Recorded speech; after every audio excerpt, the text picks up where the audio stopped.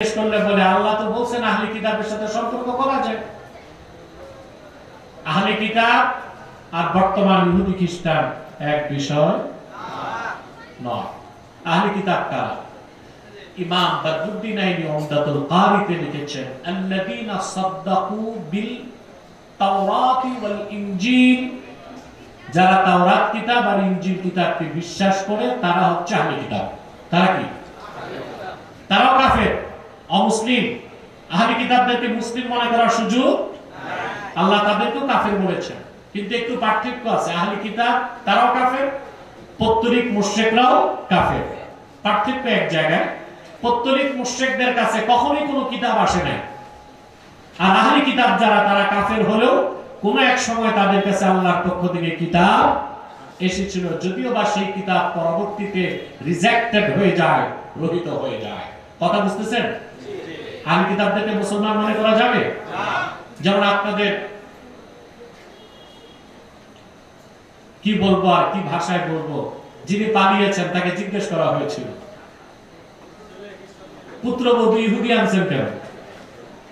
তো সে আবার জবাব দিয়ে দিচ্ছে, আহলে কিতাব তো, সমস্যা কি? এটা জানেন আপনারা? তা আমাদের দেশে যারা ইহুদি খ্রিস্টান আছে, যারা যুবক, এরা ইউরোপ আমেরিকায় যে সাদা চামড়া ইহুদি খ্রিস্টান মেয়েদেরকে আমদানি করে বাংলাদেশে, জিজ্ঞেস করলে বলে আহলে কিতাব তো, বিয়ে করা তো জায়েজ আছে। কিন্তু আহলে কিতাব কারা সংজ্ঞাই তো জানা নাই। আহলে কিতাবরাও মুসলিম না মুসলিম? আল্লাহ রাব্বুল আলামিন বলেন, ওয়ালাউ আমানা আহলুল কিতাবি লাকানা খায়রান লাহুম মিনহুমুল মুমিনুনা ওয়া আকসারুহুমুল ফাসিকুন। যদি আহলে কিতাবরা ঈমান আনতো তাহলে বোঝা যায় আহলে কিতাবরা ঈমানদার না বেঈমান? আল্লাহ বলেন যদি তারা ঈমান আনতো লাকানা খায়রান লাহুম, এটা তাদের জন্য বড় কল্যাণের বিষয় হতো। মিনহুমুল মুমিনুন, খুব কম সংখ্যক তাদের মধ্যে ঈমান এনেছে, ওয়া আকসারুহুমুল ফাসিকুন, আর অধিকাংশই ফাসিক। এখানে ফাসিক অর্থ গুনাহগার ফাসিক না, ফাসিকুন মানে খারিজুন আনিল ইসলাম, ইসলামের বাইরে। তাহলে আহলে কিতাবরাও কি? অমুসলিম, কাফের। কিন্তু পৌত্তলিক কাফের আর আহলে কিতাব কাফেরের মধ্যে পার্থক্য এক জায়গায়, যে পৌত্তলিক কাফেররা আল্লাহর তাওহীদের ইলমও রাখে না, আল্লাহর আজমতের ধারণাও রাখে না। আর আহলে কিতাব কাফেররা কাফের হলেও তাওহীদের ব্যাপারে কিছুটা ধারণা ও আল্লাহর আজমতের কিছুটা বিশ্বাস তারা লালন করে। কথা বুঝতেছেন? কিন্তু আহলে কিতাবরাও কি? অমুসলিম। কারণ তারা কোন ব্যক্তি যতক্ষণ পর্যন্ত রাসূলুল্লাহর রিসালাতকে বিশ্বাস না করবে, নামাজ, রোজা, জিকির, ফিকির, ইবাদত বন্দেগীর মাধ্যমে মুসলমান হওয়ার কোনো সুযোগ নাই। কথা বুঝতেছেন? মনোযোগ আছে? আমি খুব বিব্রত বোধ করছি এই সাউন্ডে কথা বলতে, বুঝেন না? স্পিকারে তো এগুলো হয় না। বাইরে মাইক আছে, পিছনে দুটা দেওয়া দরকার ছিল। আরে ব্যবস্থা করলে তো হতো, বাঁশ দিয়ে একটা দাঁড় করাই দিতে পিছনে। যাক, এখন এভাবে চলুন। কথা তো বোঝা যাচ্ছে? প্রিয় বন্ধুগণ, আহলে কিতাবরা মুসলিম না মুসলিম?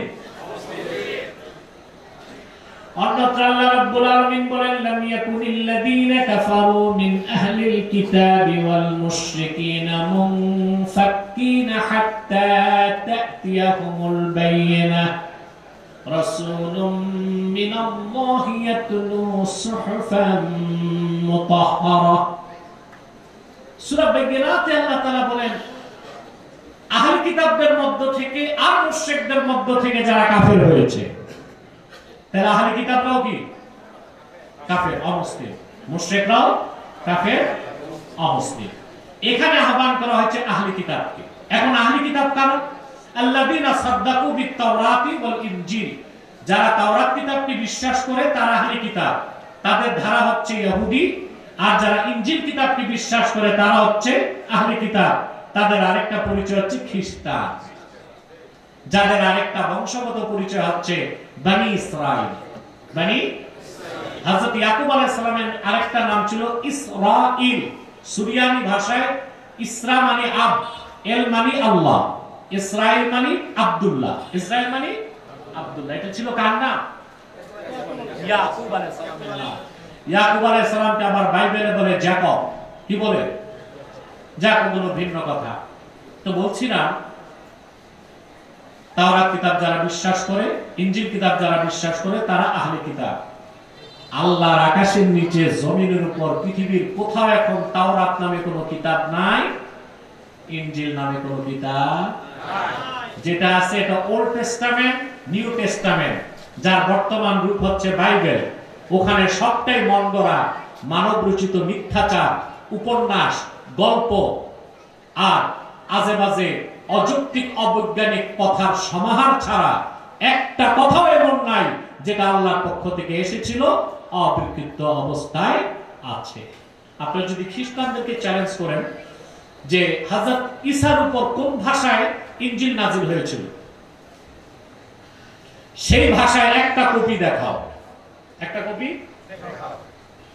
কিয়ামত তক চেষ্টা করো খ্রিস্টানরা ঈসার উপর অবতীর্ণ সুরিয়ানি ভাষায় নাজিল হওয়া ইনজিলের একটা কিতাব নয়, একটা পৃষ্ঠা দেখাতে পারবে না। যে ভাষায় কিতাবটা নাজিল হয়েছিল ভাষাটাই নাই, ভাষাটাই নাই। ঈসা মসিহ আকাশে ওঠার 60 বছরের মধ্যেই ইনজিল কিতাব তার অথেন্টিসিটি হারিয়ে ফেলেছে। আর ইনজিল কিতাব যখন আসলো তখন পূর্বের তাওরাত কিতাব রহিত হয়ে গেল। পৃথিবীতে এখন তাওরাতও নাই, ইনজিলও নাই, আহলে কিতাবও যা আছে সব শুধুই ইহুদি খ্রিস্টান। এরাও পৌত্তলিক এবং মুশরিক।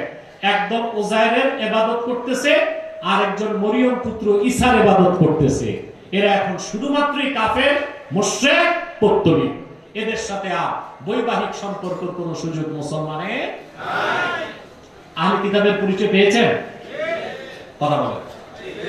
তাদেরকে আল্লাহ তাআলা তার হাবিবকে বলেন, আপনি তাদের ডেকে বলুন, তাআলাউ ইলা কালিমাতিন সাওয়াইন বাইনানা ওয়া বাইনাকুম, আসো একটি কথায় আমরা একমত পোষণ করি, তোমরাও পোষণ করতে পারো একমত।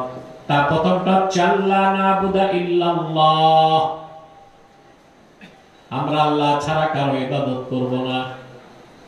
প্রশ্ন হলো, শুধু আহলে কিতাবকে এই কথা কেন বলা হলো? অন্যান্য কাফের মুশরিক যারা ছিল তাদেরকেও তো আল্লাহর ইবাদত করে এই কথা বলা হয়েছে। আহলে কিতাবকে খাসভাবে কেন বলা হয়েছে? তার কারণ হচ্ছে আহলে কিতাব যারা, বিশেষত বনি ইসরাইল, তাদের কাছে আল্লাহর পক্ষ থেকে হাজার হাজার পয়গম্বর এসেছেন। আর আল্লাহর পক্ষ থেকে এমন একজন পয়গম্বর আসে নাই পৃথিবীতে যিনি মানব জাতিকে আল্লাহর ইবাদতের আহ্বান করেন নাই। সুবহানাল্লাহ বলবেন না? একটু ভালো করে বলি সুবহানাল্লাহ। আল্লাহ রাব্বুল আলামিন কোরআন কারীমে দৃষ্টান্ত দিয়েছেন, আল্লাহর পক্ষ থেকে যত নবী এসেছেন, যত পয়গম্বর এসেছেন, 5টি বিষয়ে তারা একমত ছিলেন। কয়টা বিষয়? তার প্রথমটি হচ্ছে লা ইলাহা ইল্লাল্লাহ, আল্লাহ ছাড়া কোনো মাবুদ নাই। দুনিয়ার লক্ষাধিক পয়গম্বর এই কথার দাওয়াত দিয়েছেন। দ্বিতীয় যে কথায় সমস্ত নবীগণ একমত ছিলেন,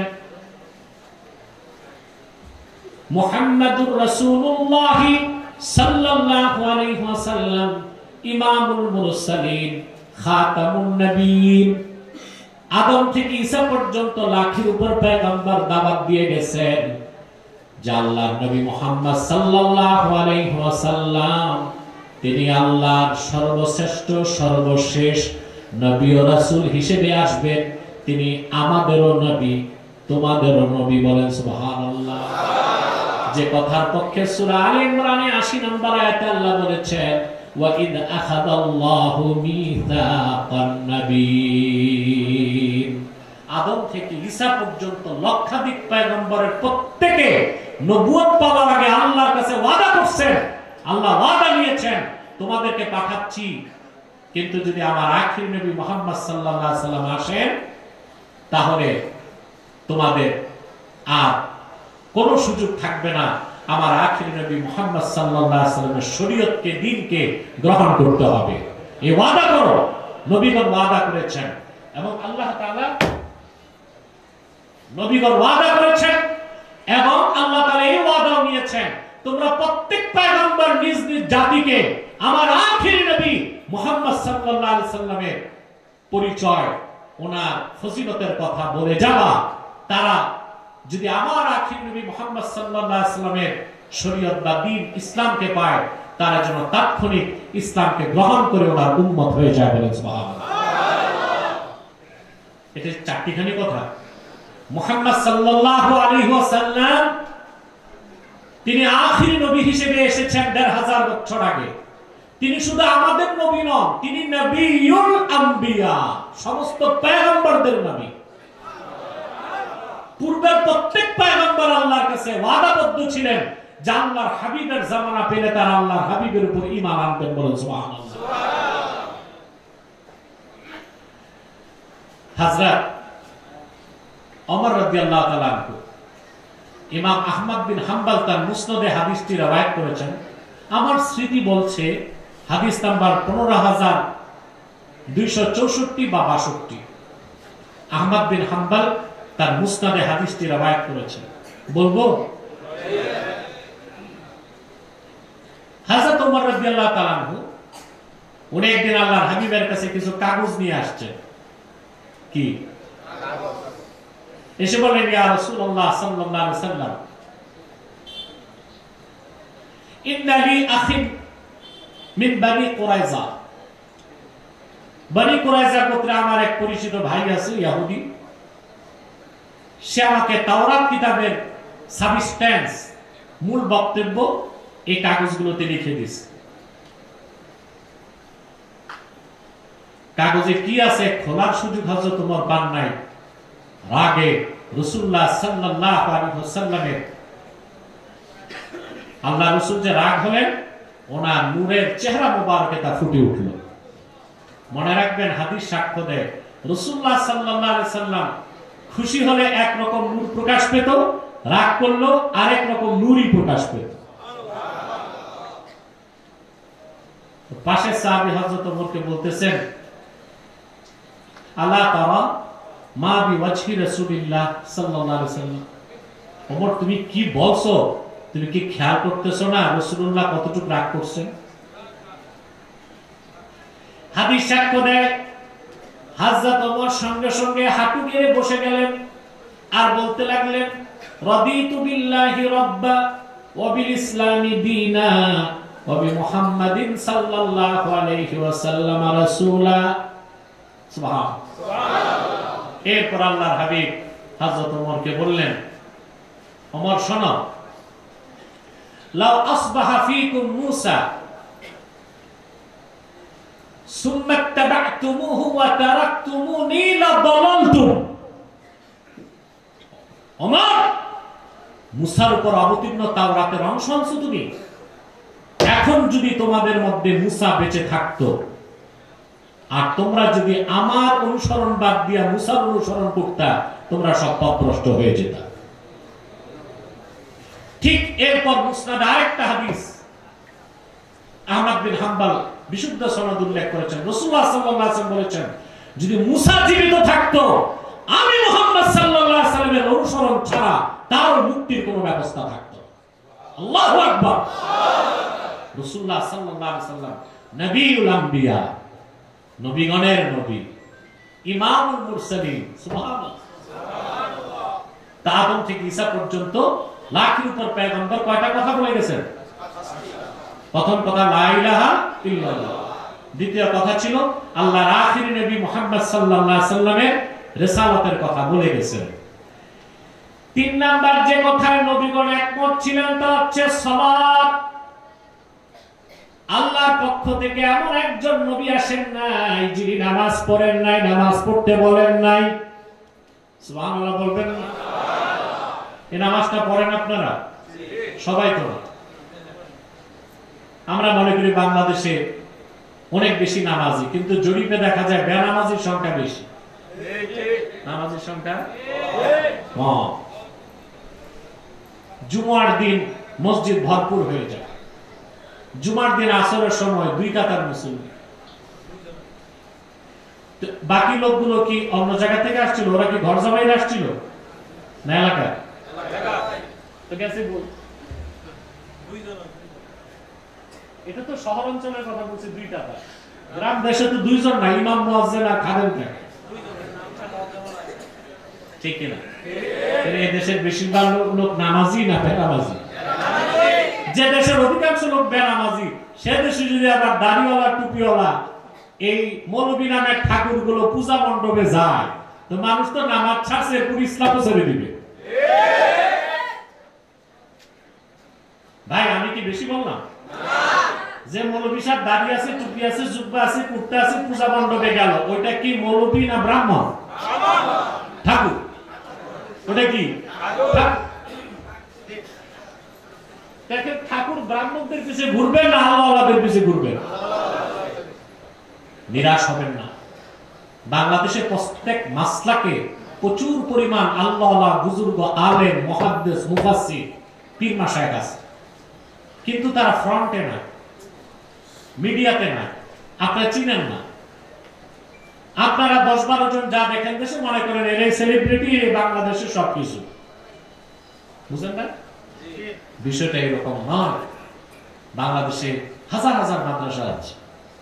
এই মাদ্রাসাগুলোতে মুহাদ্দিসগণ দিনে হাদিস শরীফ পড়ান, রাতে তাহাজ্জুদ পড়ে আল্লাহর কাছে কামনাকামী করে।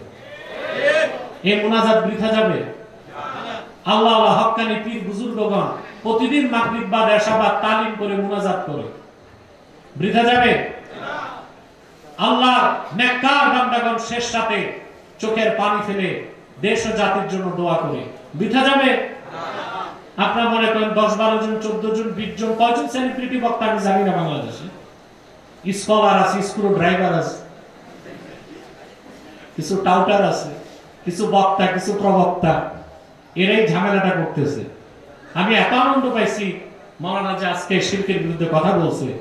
আমি তো এটাই চাই, আমার সাথে যদি আরো 10টা ভয়েস রেজ হয়, বাংলাদেশকে পাল্টে দেওয়া হবে ইনশাআল্লাহ।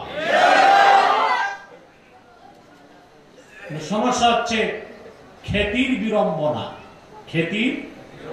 খ্যাতির বিড়ম্বনা বুঝেন? একবার যে নাম কান কামায় সেলিব্রিটি বক্তা হয়ে গেছে, পপুলার, ভাইরাল, আকাশচুম্বী জনপ্রিয় বক্তা, উনি আর জনপ্রিয়তা ধরে রাখার ভয়তে হক কথা বলে না। হক কথা বলে না। বেটা আকাশচুম্বী না পর্বতচুম্বী, এগুলো মানুষ বুঝে। এদেশের মানুষ হক্কানি আলেমদের সাথে ছিল, আছে, থাকবে।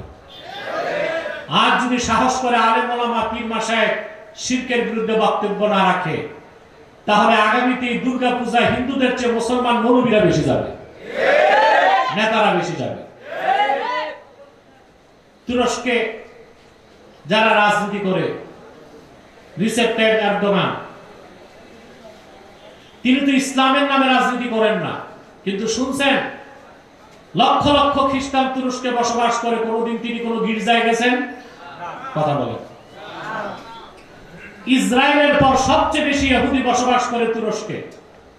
শুনছেন ইহুদিদের বড়দিনে যেটা করে ইয়াম কাপ্পুর বলে, ইহুদিদের ধর্মীয় দিন, ওই দিন তুরস্কের প্রেসিডেন্ট তিনি ইহুদিদের আস্তানায় গেছেন? কথা বলেন। ভারতে হিন্দুদের দেখছেন মুসলমানদের ঈদগাহে যে উপস্থিত হইতে? আমাদের দেশে এই দাড়িওয়ালা, টুপিওয়ালা কিছু মৌলবী, কিছু বক্তা, কিছু রাজনীতিবিদ এত বেশি পূজা মণ্ডপে দৌড়াচ্ছে কেন? ভারতকে তোষণ করে, হিন্দুদের সাথে প্রেম করে ক্ষমতায় যেতে।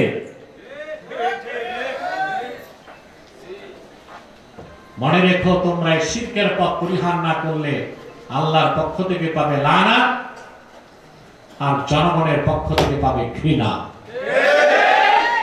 রাজনীতির আর সুযোগ।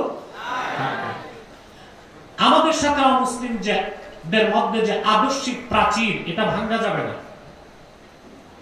বা হিন্দু, বৌদ্ধ, খ্রিস্টান আছে, থাকুক, ওদেরকে দেখার দায়িত্ব হচ্ছে সরকারের। ওদেরকে প্রোটেকশন দিবে পুলিশ, ওদের নিরাপত্তার ব্যবস্থা করবে প্রশাসন। ওইখানে কি পীর সাহেব, মৌলভী সাহেব বা রাজনৈতিক নেতার যাওয়া কি জায়েজ? কথা বলেন। লাড্ডু খাইতে গেছো, লাড্ডু কি পাও না মিষ্টির দোকানে? বাড়িতে বানায় লাড্ডু খাও। হিন্দুদের প্রসাদ খেতে গেছো কেন? তারপর যে সিলেট এক নাদান বলছে, তো হিন্দুদের উলুধ্বনি আমাদের আজান। আচ্ছা বলেন ভাই, কথা বলার কারণে তার ঈমান আছে? হানাফি, শাফি, মালিকি, হাম্বলি চার মাযহাব একমত। قد اتفق الفقهاء على كفر من استخف بالاحكام الشرعيه। শরীয়তের কোন একটা বিধানকে কেউ যদি খাটো করে তার কাফের